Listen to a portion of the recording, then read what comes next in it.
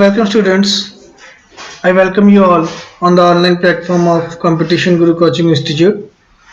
My name is Yashkirti Goyal and I am here to present a lecture video on the topic of financial system in your banking awareness topic. The topic was continuing is financial system, and in the today's video we will going to cover the topic of overview of Indian banking structure. Indian banking structure का overview लेंगे हम आज की video में। Financial system हमारा जो है portion चल रहा था, तो कंटिन्यू करते हैं बिना किसी देरी के आज के लेक्चर के साथ, जो कि है ओवरव्यू फाइनेंशियल स्ट्रक्चर का, फाइनेंशियल सिस्टम के स्ट्रक्चर का इंडिया में।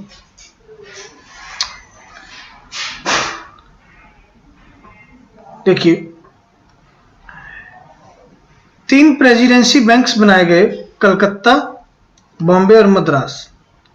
ठीक है, ये प्रेसिडेंसी स्टेट थी जिनके ऊपर ईस्ट इंडिया कंपनी का राइट था। तो उन्हीं स्टेट्स में 3 बैंक्स बनाए गए, बैंक ऑफ कलकत्ता 1806 में, बैंक ऑफ बॉम्बे 1840 में एंड बैंक ऑफ मद्रास 1843 में।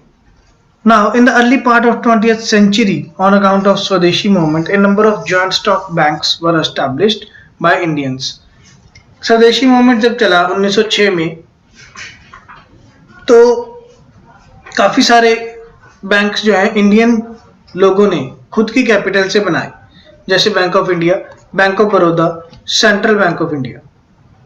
Then in 1921 the 3 presidency banks were merged. अब जो ये प्रेसिडेंसी बैंक थे 1806, 1840 और 1843 वाला, कलकत्ता, बॉम्बे और मद्रास वाला, ये तीनों मिल गए 1921 में और इन्होंने बनाया इंपीरियल बैंक ऑफ इंडिया।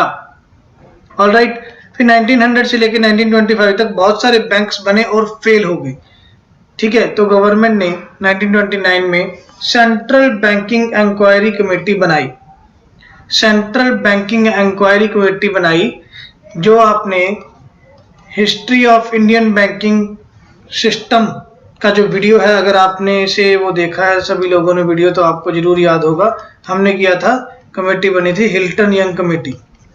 ठीक है, 2 मेंबर थे, 2 चेयरमैन थे इसके, हिल्टन एंड यंग। तो हिल्टन यंग कमेटी के नाम से भी जाना जाता है इसे, सेंट्रल बैंकिंग इंक्वायरी कमेटी। ये देखने के लिए कि इतने बैंक्स फेल क्यों हो रहे हैं, क्या रीजन है। तो reserve bank of India act पास किया गया 1934 में इनकी रिकमेंडेशन से, और आरबीआई बना 1935 में, और आरबीआई का राष्ट्रीयकरण हुआ 1949 में। देन आरबीआई का नेशनलाइजेशन कैसे हुआ? बैंकिंग रेगुलेशन एक्ट के थ्रू। बैंकिंग रेगुलेशन एक्ट के थ्रू, जो कि 1949 में आया। इस एक्ट के थ्रू आरबीआई को नेशनलाइज किया गया। ठीक है, फिर 1955 में स्टेट बैंक ऑफ इंडिया बना। ठीक है, इंपीरियल बैंक ऑफ इंडिया का नाम बदल के 1955 में क्या कर दिया? State bank of India. तो अगर आपको क्वेश्चन आता है कि that what is the old name of state bank of India, तो इंपीरियल बैंक ऑफ इंडिया। ठीक है, और एसबीआई एक्ट बना 1955। क्लियर है? फिर 1959 में एसबीआई की सब्सिडरी बैंक्स बने। ठीक है, एसबीआई के सब्सिडरी बैंक्स बने हैं। देन 1969 में government of India nationalised 14 major commercial banks. 1969 में 14 और सरकारी बैंक्स को नेशनलाइज किया गया। 1959 में क्या हुआ? एसबीआई की सब्सिडरी 7 सब्सिडरीज बनाई गई एसबीआई की, अलग अलग नाम से, जैसे कि state bank of Bikaner and Jaipur, state bank of Patiala, state bank of Travancore, ऐसे करके अलग अलग सब्सिडरीज बनाई गई एसबीआई की। और 1969 में 14 बैंक्स को नेशनलाइज किया गया, हैविंग डिपॉजिट्स ऑफ 50 करोड़ और मोर, जिनमें लोगों का 50 करोड़ से ज्यादा पैसा जमा था। उन बैंक्स 14 बैंक्स को नेशनलाइज किया गया। फिर 1975 में आरआरबी बनाए गए और आरआरबी एक्ट आया 1976 में। Regional rural bank RRB, regional rural bank बने 1975 में एग्रीकल्चर की डेवलपमेंट के लिए, और आरआरबी बनाया गया आरआरबी एक्ट बनाया गया 1976 में। फिर 1980 में 6 और नए बैंक्स नेशनलाइज किए गए। 6 और नए बैंक नेशनलाइज किए गए जिनमें लोगों का 200 करोड़ से ज्यादा रुपया जमा था। क्लियर है? तो ये थोड़ा ओवरव्यू था। अब आता है हमारा जो प्रेजेंट इंडियन सिस्टम चल रहा है, प्रेजेंट बैंकिंग स्ट्रक्चर चल रहा है इंडिया का, उसका क्या प्रोग्रेस है, किस तरीके से वो ओरिजिन में आया और कैसे वो प्रोग्रेस कर रहा है in the liberalised, privatised and globalised environment. Liberalised, privatised, globalised, LPG policy आई थी ये एक गवर्नमेंट की 1991 में। इंडियन गवर्नमेंट ने जुलाई 1991 में एक पॉलिसी की घोषणा की थी जिसे जाना गया एलपीजी पॉलिसी के नाम से, जिसका मतलब है liberalised, privatised, globalised environment provide करना, जिसका काम है ये एनवायरनमेंट प्रोवाइड करना। लिबरलाइज मतलब बिना किसी लाइसेंसिंग के, प्राइवेटाइज प्राइवेट लोगों की इन्वेस्टमेंट को प्रमोट किया जाएगा, और ग्लोबलाइज्ड फॉरेन इन्वेस्टमेंट को भी प्रमोट किया जाएगा। ठीक है, तो इससे बैंक का काफी डाइवर्सिफिकेशन हुआ, बैंकिंग एक्टिविटीज का काफी डाइवर्सिफिकेशन हुआ, प्राइवेट लोगों को मंजूरी मिली कि वो अपने बैंक बना सकते हैं। तो बहुत प्रोग्रेस देखने को मिला जुलाई 1991 की एलपीजी पॉलिसी के बाद। ठीक है, और उन्होंने पैरा बैंकिंग फैसिलिटीज देनी शुरू की, बैंक्स ने पैरा बैंकिंग फैसिलिटीज देनी शुरू की। मोस्ट इंपॉर्टेंट क्वेश्चन है ये आज की डिस्कशन का कि what do you mean by para banking facilities. Bank के द्वारा दी जाने वाली पैरा बैंकिंग फैसिलिटीज कौन कौन सी होती हैं? मर्चेंट बैंकिंग, म्यूचुअल फंड्स, अभी ये हमने लास्ट लेक्चर में कवर किया था कैपिटल मार्केट में म्यूचुअल फंड्स क्या होते हैं, मर्चेंट बैंकिंग क्या होती है। तो म्यूचुअल फंड का फैसिलिटी देना, मर्चेंट बैंकिंग का फैसिलिटी देना, ये काम है इंडियन बैंक्स का इंडिया में। एटीएम जारी करना, क्रेडिट कार्ड जारी करना, इंटरनेट बैंकिंग की फैसिलिटी देना। Venture capital funds, venture capital funds, अगर आपने कोई नया वेंचर लगाना है, नया बिजनेस एस्टेब्लिश करना है, तो उसके लिए कैपिटल फंड्स रिक्वायर करके देना, कैपिटल फंड्स प्रोवाइड करवाना। देन फैक्टरिंग, फैक्टरिंग फैक्टरिंग जो है ये एक डिटेल कॉन्सेप्ट है, ये हम फिर कभी करेंगे। वैसे जनरली बता देता हूँ, ये भी एक फाइनेंशियल सर्विसेज ही है। ठीक है, मतलब इसमें भी पैसे को इन्वेस्ट करने के लिए बैंक आपकी हेल्प करेगा। और बैंक का इंश्योरेंस, बैंक का इंश्योरेंस होता है जब बैंक वाले आपको कोई इंश्योरेंस प्रोवाइड करते हैं, वो होता है बैंक का insurance. All right, next classification of banks. India में कितने तरह के बैंक्स हैं, ये आपको वीडियो पहले मिल चुका है, हमारे यूट्यूब चैनल पे भी आपको अवेलेबल है।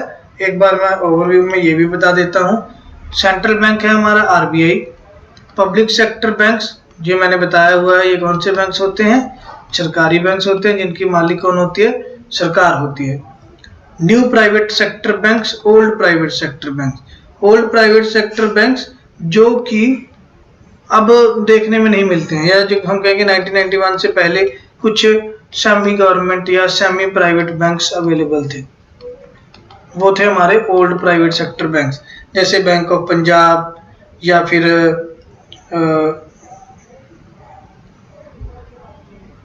केरला बैंक, ठीक है, और कर्नाटका बैंक, ये ओल्ड प्राइवेट सेक्टर बैंक हैं। न्यू प्राइवेट सेक्टर बैंक्स में आते हैं हमारे पास Axis bank, Yes bank, HDFC, ICICI, ये सारे हमारे न्यू प्राइवेट सेक्टर बैंक्स हैं। देन फॉरेन बैंक्स, इसके बाद है फॉरेन बैंक्स, वो बैंक्स जिनकी जो ओरिजिन है या जिनका जो हेडक्वार्टर है या जिनका प्लेस ऑफ ओरिजिन वो फॉरेन कंट्री का है और उन्होंने इंडिया में सिर्फ अपनी ब्रांच बनाई हुई है, ऐसे बैंक्स को कहा जाएगा foreign banks. Then cooperative banks, cooperative banks, आप में से काफी students Punjab state cooperative bank की प्रिपरेशन कर रहे हैं, शायद जो क्लरिकल एग्जाम है उसमें। कोऑपरेटिव बैंक होता है जो कि कोऑपरेट मिलके काम करता है, जिसमें कि state government plus local government plus कुछ प्राइवेट प्लेयर जो कि किसी पर्टिकुलर डिस्ट्रिक्ट या किसी पर्टिकुलर जो जिला परिषद होती है वहाँ से बिलोंग करते हैं, ताकि वो अपने एरिया का सुधार कर सके। तो कोऑपरेटिव बैंक्स, वैसे डेफिनेशन यही है कि स्टेट गवर्नमेंट और लोकल गवर्नमेंट मिलकर कोई बैंक बनाएगी, ठीक है। और आरआरबी रीजनल रूरल बैंक्स, किसी ग्रामीण क्षेत्र के विकास के लिए जो बैंक बनाया गया है वो होता है रीजनल रूरल बैंक्स। तो ये बैंकिंग क्लासिफिकेशन है इंडिया में। फिर आगे हमने दोबारा डिटेल में समझने के लिए पब्लिक सेक्टर बैंक्स को बांट दिया। State bank of India SBI, फिर स्टेट बैंक ऑफ इंडिया के एसोसिएट बैंक्स। ये अभी हमें पढ़ने की जरूरत नहीं है, क्योंकि एसबीआई के सारे जितने भी एसोसिएट बैंक्स थे वो एसबीआई में ही मर्ज कर दिए गए हैं। और नेशनलाइज्ड बैंक्स, जो नेशनलाइज्ड बैंक्स हैं, ठीक है। अगर प्राइवेट सेक्टर बैंक्स को क्लासिफाई किया जाए, Indian private sector banks, old भी न्यू भी, ये मैंने अभी आपको बताया कुछ देर पहले, और फॉरेन सेक्टर बैंक। और फिर अदर बैंक्स में आएंगे, आपके आएंगे रीजनल रूरल बैंक्स या एग्रीकल्चर बैंक्स। क्लियर है? देन फंक्शंस ऑफ बैंक्स, ये हमें करने की जरूरत नहीं है, ये हमने पिछली वीडियो में भी कर लिया था। और हमने जब टाइप्स ऑफ बैंक वाला आपको फर्स्ट वीडियो मिला उसमें भी हमने बहुत डिटेल में किया था कि कौन कौन से बैंक्स के क्या क्या फंक्शंस हैं, ठीक है। एक ओवरव्यू में मैं आपको बता देता हूँ। सेंट्रल बैंक के रेगुलेटरी फंक्शन है, सुपरवाइजरी फंक्शन है और फैसिलिटेटर फंक्शन है। वो रेगुलेट करते हैं बैंक्स को, सुपरवाइज करते हैं बैंक्स को, और फैसिलिटेट, गवर्नमेंट को फैसिलिटेशन प्रोवाइड करते हैं फंड्स के लिए, ठीक है। सुपरवाइज करना है, रेगुलेटरी फंक्शंस प्रोवाइड करने हैं, करेंसी इशू करनी है, पैसे इशू करने हैं, नोट्स इशू करने हैं। बैंकर्स बैंक, बैंक्स जो हैं उनके लिए बैंक का काम करेगा RBI. Lender of the last resort, government को लास्ट में अगर कहीं से क्रेडिट मिल सकता है तो वो आरबीआई से ही मिल सकता है। फिर क्रेडिट कंट्रोल, मार्केट में क्रेडिट को कंट्रोल करना, मार्केट में कितना उधार लिया या दिया जा रहा है उसको कंट्रोल करना। मॉनेटरी पॉलिसी बनाना, मॉनेटरी पॉलिसी बनाना भी आरबीआई का ही काम है।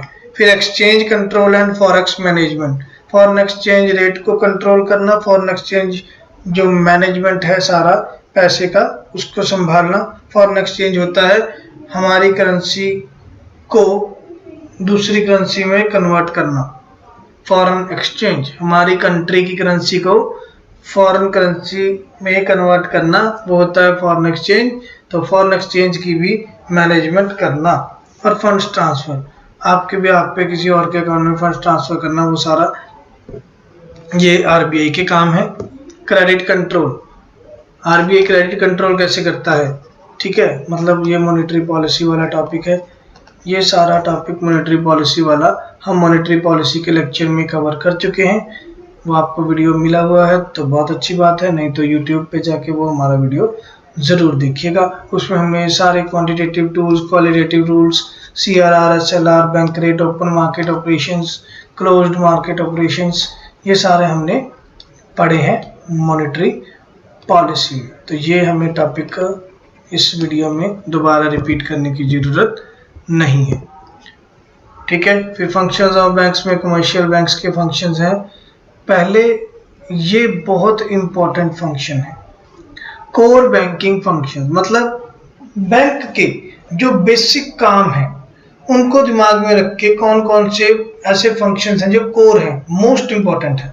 सबसे पहले acceptance of deposit from the public, लोगों से पैसा एक्सेप्ट करना कि आप हमारे पास पैसा अपना जमा करवा सकते हो।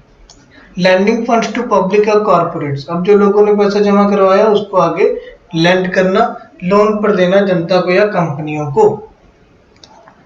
Investing funds in various opportunities, जहां जहां बैंक्स को पैसा कमाने की, इंटरेस्ट कमाने की अपॉर्चुनिटी मिलती है वो वहां पे पैसा इन्वेस्ट करने के लिए आगे आएंगे। Collecting cheques, drafts, other negotiable instruments, आपके बिहाफ पर चेक कलेक्ट करना, ड्राफ्ट जारी करना किसी को, और नेगोशिएबल इंस्ट्रूमेंट्स, नेगोशिएबल इंस्ट्रूमेंट्स होते हैं हमारे promissory note and bills of exchange and cheque. Promissory note, cheque and bills of exchange ये होते हैं आपके नेगोशिएबल इंस्ट्रूमेंट, नेगोशिएबल इंस्ट्रूमेंट में भी कौन डील करता है? कमर्शियल बैंक डील करते हैं। देन है रेमिटिंग फंड्स, आपके बिहाफ पे फॉरेन में फंड भेजना, ठीक है। मान लीजिए आपका ब्रदर सिस्टर कोई रिलेटिव रहता है फॉरेन कंट्री में, तो आपने उसको पैसे भिजवाने हैं, तो आपके बिहाफ पे फॉरेन में पैसे भेजने का काम करते हैं कमर्शियल बैंक्स। फिर ये एक इंपॉर्टेंट चीज है, ये ध्यान से समझिएगा। ये क्या इंपॉर्टेंट चीज है? Para banking services. Para banking services, commercial banks जो है वो पैरा बैंकिंग सर्विसेज हमें प्रोवाइड करते हैं। ये न्यू सर्विसेज हैं जो कि 1991 के बाद जो हमारे बैंकिंग सेक्टर के रिफॉर्म्स हुए हैं, 1991 के बाद जो बैंकिंग सेक्टर के रिफॉर्म्स हुए हैं, उनमें हमें ये एक रिकमेंडेशन के रूप में मिला, ठीक है। हम बैंकिंग सेक्टर रिफॉर्म्स पढ़ेंगे नरसिम्हम कमेटी के साथ। नरसिम्हम कमेटी, श्री एम नरसिम्हम जी ने हमें बैंकिंग सेक्टर रिफॉर्म्स प्रोवाइड किए थे 1991 के बाद। तो उसमें हम पढ़ेंगे पैरा बैंकिंग सर्विसेज की बात की गई थी। तो पैरा बैंकिंग सर्विसेज हैं कि जो कोर बैंकिंग सर्विस है, बेसिक सर्विसेज है बैंक की, बैंक को देनी ही देनी होंगी, उसके अलावा एक्स्ट्रा कौन सी बैंकिंग सर्विसेज दी जाती हैं, वो है प्रोवाइडिंग सेफ डिपॉजिट लॉकर्स। जो लॉकर्स फैसिलिटी देना, बैंक्स ने अपने कस्टमर को अपनी वैल्यूएबल आइटम्स रखने के लिए, ज्वेलरी रखने के लिए या कोई जमीन के कागज रखने के लिए, कैश रखने के लिए लॉकर फैसिलिटी प्रोवाइड करना। Acceptance of safe custody items, कभी कभी लॉकर नहीं मिलता पर बैंक क्या कहता है, आप अपना आइटम जमा करा दो, हम उसको सेफ कस्टडी प्रोवाइड करेंगे, जो भी आप चीज जमा करवाना चाहते हो। क्योंकि मान लीजिए एक बैंक है, एक बैंक में 100 लॉकर बने हुए हैं, 100 के 100 लॉकर भरे हुए हैं, पर आपको लॉकर नहीं मिलेगा, पर फिर भी बैंक क्या करता है, आपके आइटम्स अपने पास एक्सेप्ट कर लेता है सेफ कस्टडी में रखने के लिए। तो ये भी एक सर्विस बैंक के द्वारा दी जाती है आपको। Then acceptance of standing instructions, आप जो भी इंस्ट्रक्शन दोगे बैंक को, ठीक है, कि इस महीने में, हर महीने मेरा इतनी तारीख को बिल आता है बिजली का, वो मेरे खाते से ऑटोमेटिकली डिडक्ट करके आप भर के आओगे। टेलीफोन का बिल आता है, भर के आओगे। वाईफाई का बिल आता है, भर के आओगे। तो जो भी इंस्ट्रक्शन देगा कस्टमर, ठीक है, ऑब्वियसली बैंक वाले चार्जेस तो लेंगे, अपनी फीस तो लेंगे, पर वो जैसे आप इंस्ट्रक्शन दोगे वैसे इंस्ट्रक्शन पे ही काम करेंगे। फिर है offering internet banking facilities, internet banking, net banking facility दी जाएगी बैंक के द्वारा। Credit card, ATM card, debit card बना के दिया जाएगा सॉरी, बैंक के द्वारा। Offering various products like mutual fund, insurance, merchant banking, ये हम सारी चीजें लास्ट वीडियो में कवर कर चुके हैं, जो कि हमारा था कैपिटल मार्केट का टॉपिक। तो कैपिटल मार्केट में भी बैंक जो है वो रोल प्ले करता है हमारे कैपिटल मार्केट के इंस्टीट्यूट के रूप में।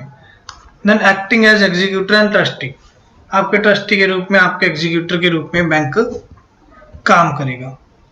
फिर है कमर्शियल बैंक्स के डिपॉजिट प्रोडक्ट्स। कमर्शियल बैंक आपको कौन कौन से, किस वे में पैसा डिपॉजिट करने में हेल्प करता है?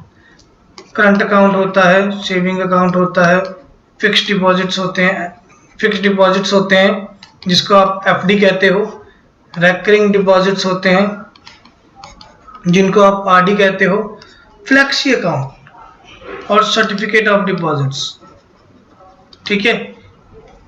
1, 2, 3, 4, ये चारों आपके कवर हैं पॉइंट हमारे टाइप्स ऑफ बैंक अकाउंट, जो कि लेक्चर 2 है हमारे कोर्स का, वहां से आप ये कवर कर सकते हो अगर अभी तक आपने वो वीडियो नहीं देखा है तो। सर्टिफिकेट ऑफ डिपॉजिट वाला पॉइंट हमने मनी मार्केट में कवर कर लिया था, वहां से भी आप एक पॉइंट कवर कर सकते हो, जो कि हमारा लेक्चर नंबर 5 या 6 होगा हमारे कोर्स का। देन है फ्लेक्सी अकाउंट ये ध्यान से समझिए, फ्लेक्सी अकाउंट बहुत ज्यादा इंपॉर्टेंट है। फ्लेक्सी अकाउंट क्या है? फ्लेक्सी अकाउंट थोड़ा सा मिक्स्ड अकाउंट होता है, जिसमें आपको सेविंग अकाउंट और फिक्स्ड डिपॉजिट अकाउंट दोनों के ही फायदे मिलते हैं। जो हमारा फ्लेक्सी अकाउंट होता है वो एक इस टाइप का अकाउंट है जिसमें आपको सेविंग अकाउंट और फिक्स्ड डिपॉजिट अकाउंट दोनों के फायदे मिलते हैं। जैसे कि मान लीजिए आपकी जो मान लीजिए सैलरी आती है, आपकी सैलरी आई, अब आपकी सैलरी आई 50,000 रुपये, और आपने बैंक में एक फ्लेक्सी अकाउंट भी ओपन कर रखा है, ठीक है। तो आपको पता है कि आपको 50,000 में से महीने का 30,000 रुपया चाहिए, जिससे आपके घर का गुजारा हो जाएगा। बाकी 20,000 आपको खाते में पड़ा रहना चाहिए, पर उसकी आपको जरूरत नहीं है। तो फ्लेक्सी अकाउंट में क्या होगा, जो 30,000 आपको चाहिए ही चाहिए, वो आपका जाएगा फ्लेक्सी अकाउंट में, जहां पे आप जब मर्जी निकलवाओ, जैसे मर्जी इस्तेमाल करो। और जो 20,000 है वो फ्लेक्सी अकाउंट के थ्रू डायरेक्ट आपके एफडी में ऐड हो जाएगा। तो आपको एफडी का ब्याज भी मिलेगा, ज्यादा ब्याज मिलेगा, सेविंग अकाउंट के ऊपर भी ब्याज मिलेगा, और सेविंग अकाउंट वाले फायदे भी मिलेंगे कि आप जितनी बार मर्जी अपने कैश में ट्रांजैक्शन कर सकते हो। ऐसा नहीं है कि अगर आपको जरूरत के टाइम पे पैसे की जरूरत पड़ गई तो आप एफडी की तरह उसको निकाल ही नहीं सकते। तो फ्लेक्सी अकाउंट एक ऐसा अकाउंट होता है जिसमें आप सेविंग अकाउंट के भी फायदे ले सकते हैं और फिक्स्ड डिपॉजिट के भी फायदे ले सकते हैं, ठीक है। नॉन रेजिडेंट अकाउंट वाला टॉपिक हम इस वीडियो में नहीं कवर कर रहे हैं, बिकॉज ये हमने फर्स्ट वीडियो में, जो हमारी वेरी फर्स्ट वीडियो थी इस लेक्चर की, इस कोर्स की, उसमें हम कवर कर चुके हैं, ठीक है। नेक्स्ट हमारा टॉपिक है loan products fund based. Loan products fund based. Fund based मतलब इसमें आपको डायरेक्ट कैश दिया जाएगा आपके हाथ में, डायरेक्ट कैश दिया जाएगा आपके हाथ में। मतलब बैंक किस किस तरह से लोन देता है उसके बारे में हम पढ़ेंगे, टाइप्स ऑफ लोन्स के बारे में। सबसे पहले होता है कैश क्रेडिट। सबसे पहले होता है कैश क्रेडिट। इसके नाम से इसका मीनिंग क्लियर है, डायरेक्ट कैश दिया जाएगा कस्टमर के हाथ में, जितना उसने लोन जो है वो उसको सैंक्शन किया गया है। फिर ओवरड्राफ्ट फैसिलिटी, ये हमने लेक्चर 2 में हमने किया था, टाइप्स ऑफ बैंक अकाउंट्स वाले लेक्चर में, जहाँ पे करंट अकाउंट में हमें ओवरड्राफ्ट फैसिलिटी मिलती है। बाकी एक बार मैं दोबारा आपको बता देता हूँ, जो हमारा करंट अकाउंट होता है, करंट अकाउंट में आपको एक ओवरड्राफ्ट फैसिलिटी मिलती है या ओवरड्राफ्ट लोन मिलता है, जिसमें आपका जितना पैसा डिपॉजिट है, मान लीजिए मेरा 10 लाख रुपया डिपॉजिट है, तो ओवरड्राफ्ट में क्या होगा, बैंक मुझे ये परमिशन देगा कि हाँ जी आप हमारे अच्छे कस्टमर हैं और आपका बिजनेस भी अच्छा ग्रो कर रहा है, जो कि देश के लिए फायदेमंद है। तो ऐसे कीजिए, आप अपने डिपॉजिट से ज्यादा पैसे निकलवा सकते हैं। अगर आपको जरूरत पड़ जाए तो आप हफ्ते 10 दिन में लौटा देंगे, तो हम उसके ऊपर कोई ब्याज भी नहीं लगाएंगे, ठीक है। तो मान लीजिए आपका 10 लाख रुपए जमा है बैंक में, तो आप 11 लाख रुपए निकलवा सकते हो। जब बैंक आपको ऐसी फैसिलिटी देता है उसे कहते हैं ओवरड्राफ्ट फैसिलिटी। फिर रिटेल फाइनेंस, रिटेल आम के जो बिजनेस हाउसेज हैं, बिजनेसमैन हैं, उनको जो फाइनेंस मिलता है retail finance. Term finance, long term के ऊपर जो मिलेगा, लॉन्ग टर्म के लिए जो फाइनेंस मिलेगा वो टर्म फाइनेंस। और बिल्स फाइनेंस, आपके बिल्स एक्सपेंडिचर पे आउट करने के लिए आपको फाइनेंस दिया जाएगा बैंक के द्वारा, उसे कहते हैं बिल्स फाइनेंस, ठीक है। तो ये होता है हमारा टाइप्स ऑफ लोन्स। आगे चलते हैं, लोन प्रोडक्ट्स फिर है non fund based. Loan products हैं नॉन फंड बेस्ड, जिसमें मतलब ये लोन की ही कैटेगरी में आते हैं, पर इसमें आपको डायरेक्ट कैश नहीं मिलेगा, ठीक है। तो कौन कौन से हैं, सबसे पहले letter of credit. Letter of credit, letter of credit क्या होता है, मान लीजिए कोई पर्सन है मिस्टर ए, कोई पर्सन है मिस्टर ए, ये मिस्टर बी के पास गया कि सर मिस्टर बी जो है ये है मान लीजिए कमीशन एजेंट है, आड़तिया है, ठीक है, या कोई फाइनेंसर है, लोकल फाइनेंसर है। ये गया मिस्टर बी मिस्टर ए के पास कि हाँ जी मिस्टर ए मिस्टर बी के पास गया कि मुझे कैश की कुछ जरूरत है तो मुझे लोन दे दो। मिस्टर बी कहते कोई बात नहीं, लोन तो मैं दे दूंगा, पर मुझे कोई गारंटी चाहिए, मुझे कोई गारंटी चाहिए कि कल को आप मेरे पैसे लाके लेकर नहीं भागोगी, ठीक है। तो मिस्टर ए बैंक के पास गया, बैंक को बोला कि सर मुझे लेटर ऑफ क्रेडिट बना के दे दो, ठीक है, जिसमें आप मेरी गारंटी ले लो कि मुझे पैसा ये जो बैंक जो है वो गारंटी ले रहा है मेरी कि मैं कल को पैसा लौटा दूंगा। ठीक है, तो लेटर ऑफ क्रेडिट के थ्रू क्या होगा, बैंक गारंटी ले लेगा आपकी कि इसको पर्सन को लोन दे दो, अगर कल को कोई दिक्कत होती है तो बैंक से आप पैसा वापस ले सकते हो। ये तभी होगा जब उस पर्सन की जो गुडविल है वो बहुत ज़्यादा बनी हुई है मार्केट में। देन है को एक्सेप्टेंस ऑफ बिल। को एक्सेप्टेंस ऑफ बिल ये है हमारा बिल्स ऑफ एक्सचेंज का discounting, discounting of bills of exchange. आप में से जिसने भी हमारी फर्स्ट वीडियो देखी है इस कोर्स की उसे बहुत अच्छे से याद होगा डिस्काउंटिंग ऑफ बिल्स का क्या मीनिंग था, जिसमें बिल्स ऑफ एक्सचेंज को शॉपकीपर वाले पहले ही बैंक से लेके अपना पैसा पूरा कर सकते हैं और बैंक वाले अपना कमीशन काट लेंगे, और बाद में जिस पर्सन के नाम से वो बिल बनाया हुआ है उससे बैंक वाले खुद ब खुद निपट लेंगे। वो था discounting of bills of exchange. तो डिस्काउंटिंग अगर हम करवाते हैं तो वो को एक्सेप्टेंस हो जाती है। मतलब को एक्सेप्टेंस में क्या होगा कि हाँ ठीक है, बैंक भी कल को उस लड़के से या उस पर्सन से पैसे लेने के लिए जिम्मेवार है, बाकी अगर कोई दिक्कत आती है तो वो जो मेन पर्सन था उसके साथ भी बैंक वाले निपटेंगे। तो ये लोन प्रोडक्ट्स है नॉन फंड बेस्ड, जिसमें होगा क्या, फंड नहीं मिलेगा, डायरेक्टली कैश नहीं मिलेगा, पर बैंक वाले आपको कहीं ना कहीं से लोन दिलाने में आगे हेल्प करेंगे। ठीक है, नेक्स्ट पॉइंट है हमारा KYC, know your customer. Know your customer, KYC की फुल फॉर्म होती है know your customer.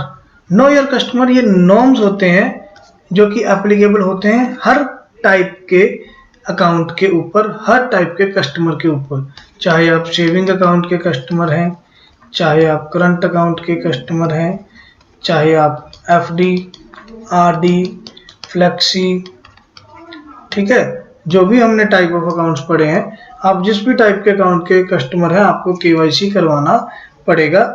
It will deal with not only to identify the customer but also to understand the activities of the customer and to ensure that the operations in the customer account are of genuine purpose. ठीक है, KYC करने का मतलब ये नहीं है कि आपने सिर्फ अपने कस्टमर को जानना है या उसका कोई उसका पर्सनल डिटेल चाहिए, बल्कि इसमें हम ये भी इंश्योर करते हैं कि जो ऑपरेशंस डील हो रहे हैं उस कस्टमर के अकाउंट में वो भी जेन्युइन है, जेन्युइन पर्पस के लिए हो रहे हैं। ऑलराइट, ठीक है, तो application of KYC norms have become important due to various reason. क्यों जरूरी है केवाईसी करवाना, क्योंकि पिछले कुछ सालों में हमें बैंकिंग सेक्टर में बहुत ज़्यादा जो है वो इलीगल एक्टिविटीज़ देखने को मिली। ठीक है, जैसे कि ड्रग स्मगलिंग में बैंक्स को बहुत ज़्यादा पैसे इधर उधर होते हुए देखे, मनी लॉन्ड्रिंग, ठीक है, मनी लॉन्ड्रिंग होता है इलीगल एक्टिविटीज़ से जो पैसा आया, टेररिस्ट एक्टिविटीज़, आर्म्स डीलिंग, हथियार खरीदना। ठीक है, तो बैंक्स जो है उनको ज़्यादा केयरफुल रहना पड़ता है अपने क्लाइंट्स के लिए कि वो किन क्लाइंट्स के साथ डील करते हैं, इसलिए केवाईसी के नॉर्म जो है वो कंपलसरी है। ठीक है, अब केवाईसी की वर्किंग कैसी है, कस्टमर एक्सेप्टेंस पॉलिसी, पहले कस्टमर को एक्सेप्ट करेगी कंपनी, बैंक एक्सेप्ट करेगा, ठीक है आ जाओ ये हमारे कस्टमर बन जाओ, फिर कस्टमर की आइडेंटिफिकेशन होगी केवाईसी के थ्रू, फिर उसकी ट्रांजैक्शंस पे नज़र रखी जाएगी केवाईसी के थ्रू, वो किस किस टाइप की ट्रांजैक्शंस कर रहा है उसको मॉनिटर करेगा हमारा बैंक। फिर रिस्क मैनेजमेंट, अगर बैंक को लगता है कि ये जो अकाउंट है इसमें कोई रिस्की ट्रांजैक्शंस हो रही हैं तो उसकी मैनेजमेंट करेगा बैंक। तो केवाईसी मतलब ये क्या है, ये एक बहुत ही फायदेमंद स्कीम है, या हम कह सकते हैं एक बहुत ही अच्छा जरिया है गवर्नमेंट का ये जानने के लिए कि बैंक में किस किस टाइप के अकाउंट होल्डर्स हैं और वो हर account holder, particular account holder किस टाइप की ट्रांजैक्शन करता है। ऑलराइट, तो ये हमारा आज का लेक्चर है जिसमें हमने जनरल ओवरव्यू किया हमारे बैंकिंग स्ट्रक्चर का। कल हम नए टॉपिक के साथ आएंगे जिसमें आपको एक नया पोर्शन करवाया जाएगा हमारे फाइनेंशियल स्ट्रक्चर का, कि इंडिया में हमारा फाइनेंशियल स्ट्रक्चर कैसे चल रहा है। ठीक है, आशा करता हूँ कि आपको ये लेक्चर बहुत अच्छे से समझ आया होगा। अगर आपको कुछ भी डाउट हो, कुछ ना समझ आए, आप कमेंट सेक्शन में कमेंट करके हमसे पूछ सकते हैं। और अगर आपको कोई भी असिस्टेंस चाहिए हो तो 8284-867-867 हमारी कंपटीशन गुरु कोचिंग इंस्टीट्यूट की हेल्पलाइन पे कॉल करके कोई भी अपनी क्वेरी है आप वो कंफर्म कर सकते हैं। ठीक है बच्चे, अलविदा लेता हूँ आपसे, नेक्स्ट लेक्चर में मुलाकात होगी। तब तक के लिए गुड बाय, टेक केयर।